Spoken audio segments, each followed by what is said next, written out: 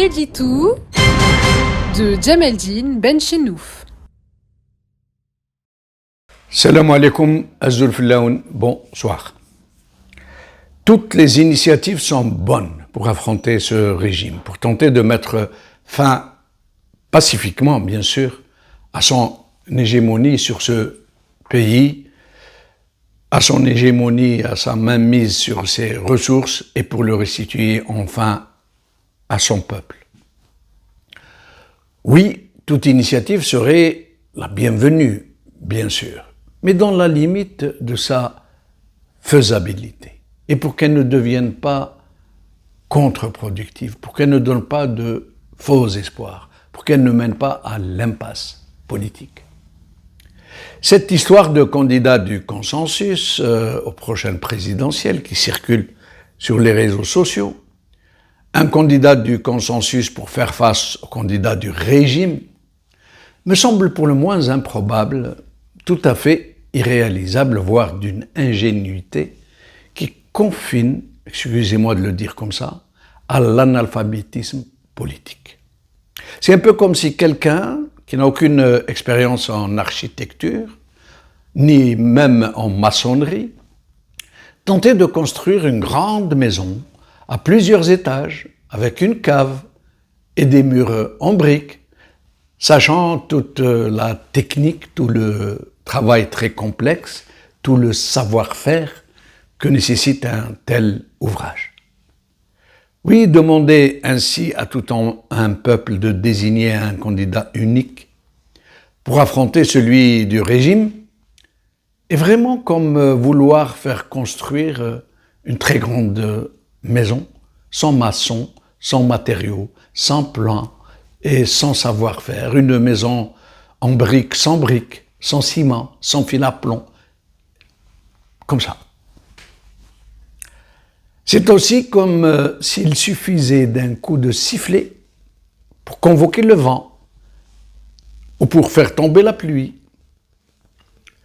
Oui, bien sûr, en de tels temps de démission collective, d'absence de toute initiative, face à un régime qui joue sur le velours de la démobilisation et du chacun pour soi. Un régime qui se sert sans vergogne des ressources financières du pays pour s'adonner à la corruption de masse. Il faut en effet, et dans l'urgence, trouver un moyen de faire face, de résister, de contribuer à tout ce qui peut mettre fin à cette anesthésie générale de la conscience politique. Mais il ne suffit pas, malheureusement, de vœux pieux, encore moins d'improvisation systémiquement et logiquement vouée à l'échec annoncé. Mais peut-être faut-il rappeler le contexte et les conditions qui prévalent sur le terrain politique en Algérie. Voici un régime qui a pris le pouvoir depuis le premier jour de l'indépendance, qui perdure à ce jour, un système qui a tissé sa toile, qui a incarcéré jusqu'à la conscience collective, qui ne s'est refusé aucun moyen pour se maintenir au pouvoir, ni la répression, ni le flicage, ni la propagande, ni la corruption des élites, ni la mise en place de nombreux relais de masse pour empêcher l'émergence de toute velléité de résistance. Un régime qui a déjà démontré à plusieurs reprises qu'il ne recule devant rien, ni aucune extrémité, ni aucune atrocité, pour garder le pouvoir fût-ce au prix de centaines de milliers de morts, d'assassinats politiques, d'instrumentalisation de toutes les institutions qu'il a totalement domestiquées. Pour donner le change et s'adapter à de nouvelles circonstances, il n'a pas hésité à créer de toutes pièces une presse dont il nous a juré qu'elle était la plus libre du monde arabe. Un multipartisme dont les partis politiques ont été triés sur le volet, par les services de sécurité et qui presque tous se sont spontanément mis à son service. Les rares qui ont tenté d'échapper à sa mainmise ont été laminés.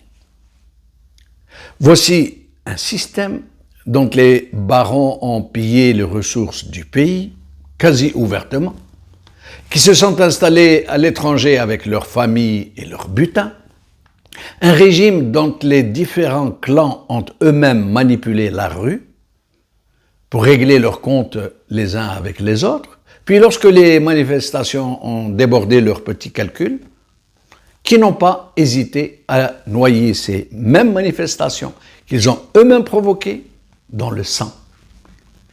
Un régime qui a tout confisqué, qui contrôle tout, jusqu'à la mémoire collective, qui forge l'histoire du pays en fonction de ses propres objectifs, qui a extirpé du fond de la société toutes les valeurs de dignité et de résistance, parce qu'elles menacent sa survie, et qui les a remplacées par des contre-valeurs qui sont devenues aujourd'hui l'alpha et l'oméga de la réussite sociale, voire même la seule condition, si ce n'est de réussir à se faire une place, du moins de survivre. La qfeza en vertu cardinale, la corruptibilité, le mensonge, la cooptation, le clanisme et jusqu'au retour en 2023 à un tribalisme d'un autre âge.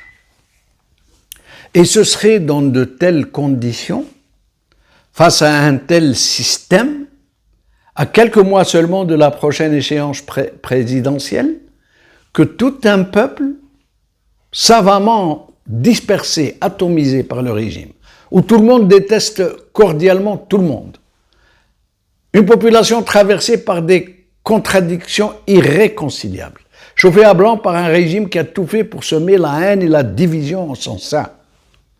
C'est ainsi qu'un tel peuple pourrait s'organiser, se politiser, trouver les voies et moyens de sa cohésion du jour au lendemain, sans leader, sans feuille de route, sans vision politique claire, sans consensus politique, sans échéance, comme ça, du jour au lendemain, sur un claquement de doigts, juste en se trouvant un candidat du consensus.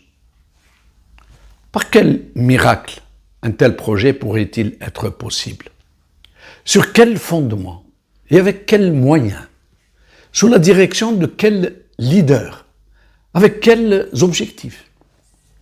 Suffit-il juste d'appeler à un consensus autour d'un même candidat? Et qui avaliserait le choix d'un tel candidat par d'autres, très certainement nombreux, qui vont eux aussi s'engouffrer dans une telle aubaine? Cette proposition est réellement un mystère, à plus forte raison qu'elle ne manquera pas de servir au discours du régime pour clamer que ces élections sont réellement plurielles, réellement démocratiques.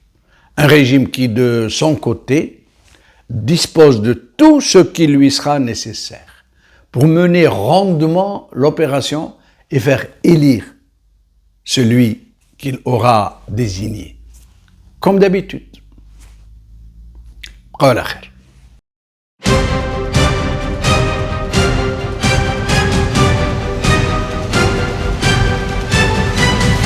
L'édito de Djemeldine Benchenouf.